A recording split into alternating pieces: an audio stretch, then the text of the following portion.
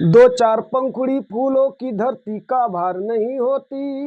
मेहंदी कंगन कुमकुम रोली रण में हथियार नहीं होती।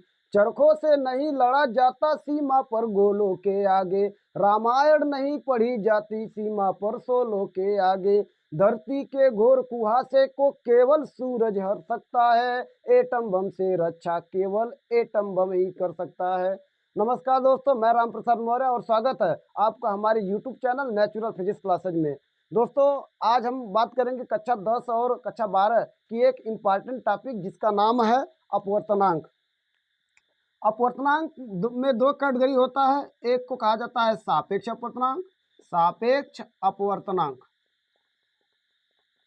तो सापेक्ष अपवर्तनांक के लिए क्या होता है, पहले उसको पढ़ते हैं। सापेक्ष अपवर्तनांक में सापेक्ष अपवर्तनांक बराबर होता है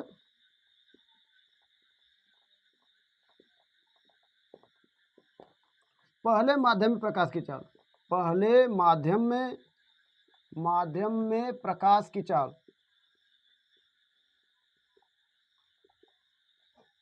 बटे दूसरे माध्यम प्रकाश की चाल, दूसरे माध्यम में प्रकाश की चाल।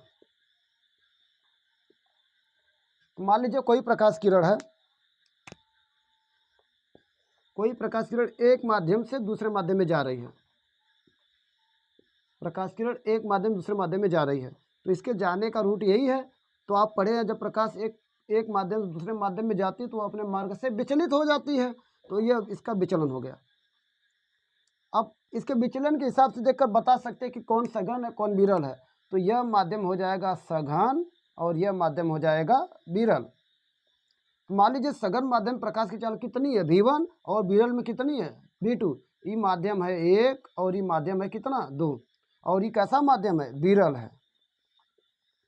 तो परिभाषा क्या होता है, जब प्रकाश की किरण एक माध्यम से दूसरे माध्यम में जाती है, जब प्रकाश की किरण एक माध्यम से दूसरे माध्यम में जाती है, तो पहले माध्यम में प्रकाश की चाल तथा दूसरे माध्यम में प्रकाश की चाल के अनुपात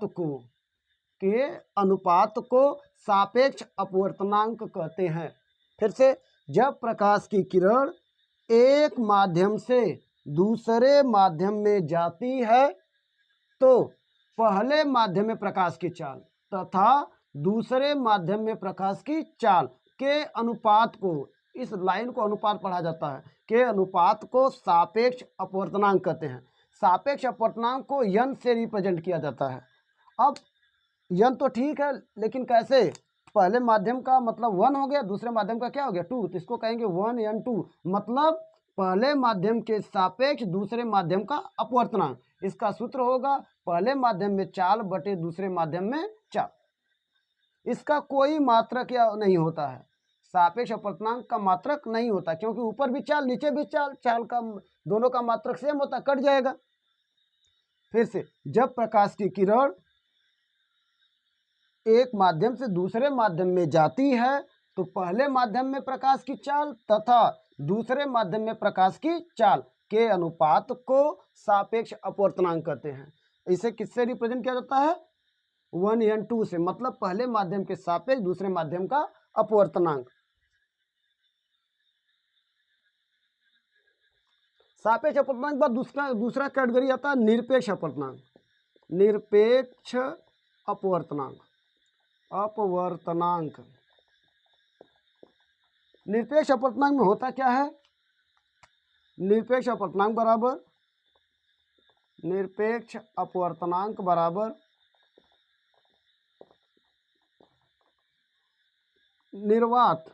निर्वात या वायु में प्रकाश की चाल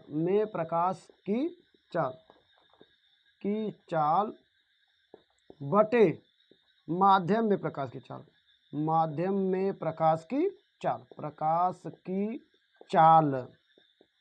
अगर मान लीजिए कोई प्रकाश की किरण वायु से, किससे, वायु से या निर्वात से, खाली जगह से, ये क्या हो गया, निर्वात से, इसके जाने का रूट यही है, तो यह अपने मार्ग से विचलित हो जाएगी। कोई प्रकाश की किरण निर्वात से, ये क्या है, वायु या निर्वात है, वायु या निर्वात है, और ये माध्यम हो गया। अब प्रकाश वायु या निर्वात से माध्यम में जा रही है ना, तो निर्वात में जो प्रकाश की चाल होती है उससे सी से लिखा जाता है। मान लीजिए माध्यम प्रकाश की चाल कितनी है, भी, तब निरपेक्ष अपवर्तनांक n बराबर होता है c बटे v।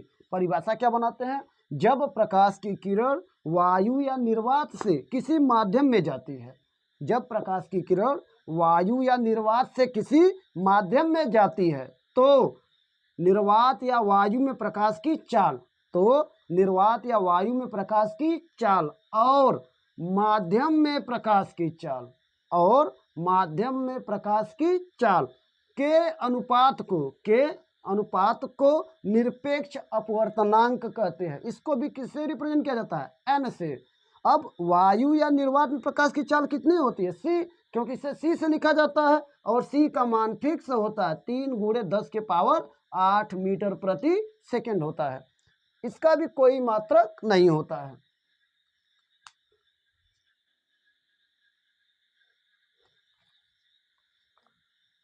एक प्रकाश किरण वायु से कांच में प्रवेश करती है। कांच में प्रकाश की चाल 2 × 10⁸ मीटर पर सेकेंड है।